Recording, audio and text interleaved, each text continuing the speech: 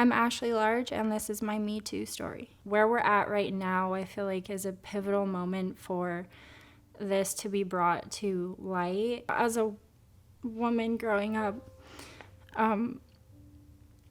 you experience sexual harassment, or I experienced sexual harassment just on so many levels on such a daily basis that you forget that you're not an object, and you just slowly get accustomed to that concept and that belief. But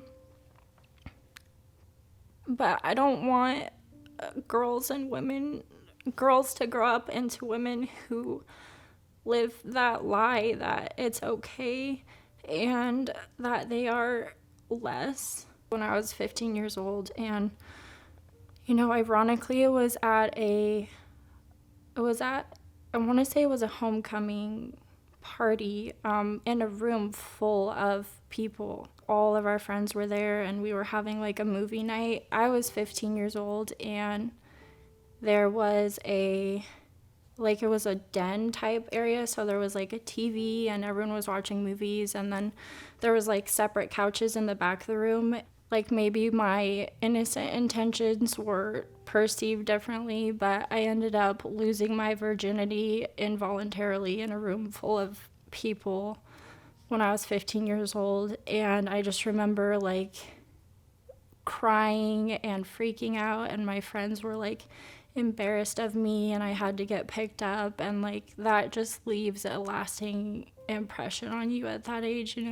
I didn't even feel compelled to like tell anybody, because it's like, who's going to listen to a girl who, it's like the most popular guy on the football team. And just that with men, I feel like there's this issue of profiling, and it's like, oh well, he has this demeanor and this persona and this image, which you see all the time on the media, like actors, directors, producers, teachers, men who have this image, and people just refuse to believe that they're capable of something like that. And so I would just challenge everyone and encourage people to hold those thoughts and consider that a common trait actually of people who repeatedly assault are oftentimes men who have very likable personas, and they kind of have this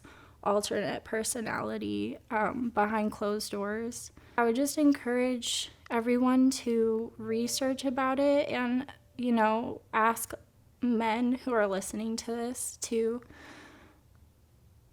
take an interest in this cultural issue that we have, and challenge themselves and ask themselves the way that they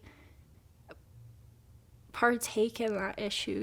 Even if you're not someone who disrespects women, or maybe in your mind you're like, oh, I totally respect women. It's like, if you are someone who just sits in silence when you see something like that, or maybe it makes them uncomfortable, and so they just would rather, kind of like ignorance is bliss, they just would rather ignore it. But I would just ask those people, whether it's men or women, to start taking an interest and start caring and start speaking out, because someday that could be your daughter, it could be your sister, it could have been your mother. In order to change something, you have to address the issue face forward. Like, yes, this is a cultural issue, and no, it's not okay, and yes, it's happening all the time. And then, if you're not comfortable hearing other people's stories, just research it, like take a personal interest in learning like what you can do to change that. I fully support women in general protecting themselves as well. Like, don't feel like you're letting other women down just because you don't want to go telling everyone about your story. Don't feel like you're letting women down because you don't want to post a hashtag MeToo on Facebook. Don't feel obligated to suffer in silence either. And I think that there can be a healthy medium just to continue to bring awareness. And, you know, hopefully we'll continue to see change, or people like you who are willing to collaborate. And, you know, we're stronger in numbers for sure. And I think that's a really good start.